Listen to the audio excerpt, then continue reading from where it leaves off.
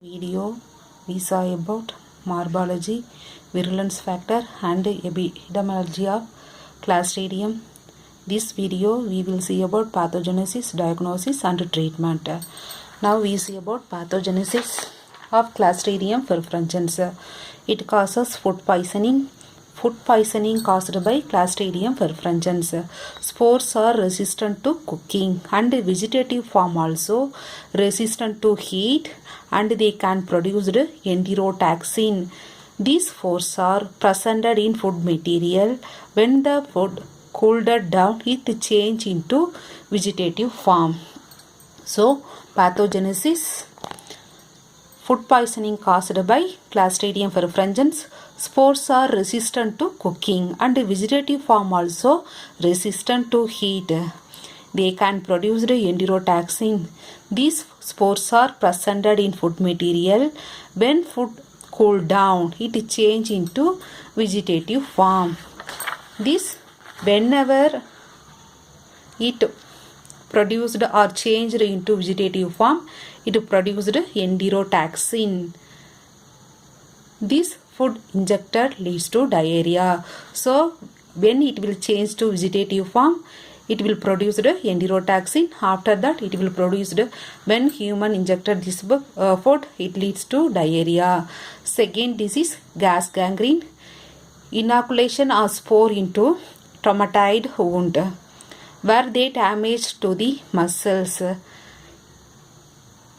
which will provide anaerobic condition. It will damage to muscles, reduced blood flow and low pH in acidic condition.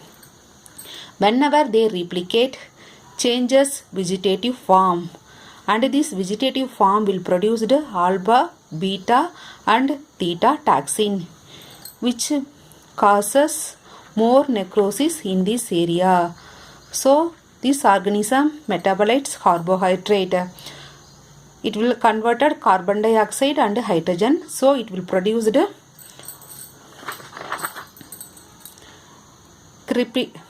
crepitus disease. Automatically it leads to gas gangrene. Gas gangrene, inoculation the spore into the traumatized wound where they damage to the muscles. During anaerobic condition, it will damage to muscles and reduced blood flow and low pH. Then it will replicate and change vegetative form. This vegetative form only produced alpha, beta and theta toxin, which causes more necrosis. These three types of toxin causes more necrosis. Due to more necrosis and crepitus symptom causing gas gangrene in human. During anaerobic condition, it will change to vegetative form. This vegetative form will produce the alpha, beta, theta toxin. So it will produce necrosis. This necrosis and this condition, metabolites will occur. That time carbohydrate is converted into carbon dioxide and hydrogen. So it will produce the crepitus symptom. So this necrosis and this crepitus leads to gas gangrene. Then clinical features. First one is food poisoning, mainly involving type A group. Type A Clostridium perfringens involving food poisoning. This one mainly found in meat food product. Incubation period 8 to 16 hours after meal. It will produce water diarrhea.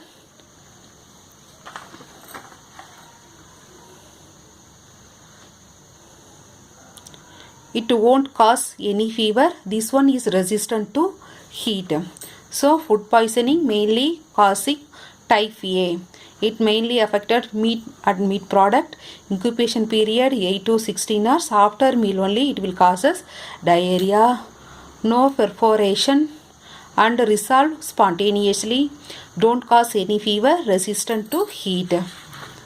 Then second clinical features, Gas gangrene incubation period 1 to 10 days. It causes severe pain, pressure and heaviness.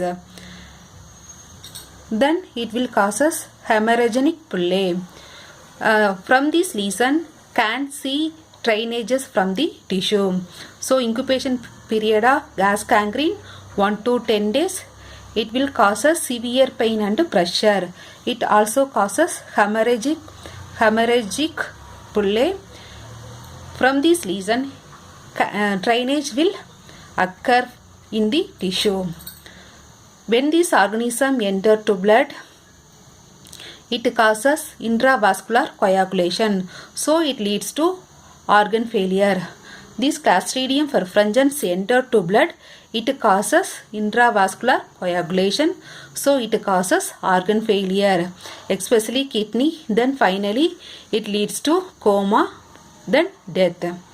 So gas gangrene incubation period 1 to 10 days. It causes severe pain and pressure. It also causes hemorrhagic pullae. Due to this, drainage will causes from the tissue. This organism entered to blood. It affected intravascular coagulation. So organ failure will lead. So finally death will cause. Then diagnosis. Specimen. What are the specimen we will collect? Blood sample, feces and exudate. What are the specimen? Blood, species and exudate. Clinically, we can diagnose depending upon the symptoms. This organism we already know, obligate anaerobic spore forming. Two different type of culture medium we are using, egg yolk agar and blood agar. And comparing to other group, this one is non-motile because 4 main group is there pathogenic. This one is non-motile. Then treatment, clean and debride wound for prevention. So no exotoxin secretion in this area. We can clean and debride.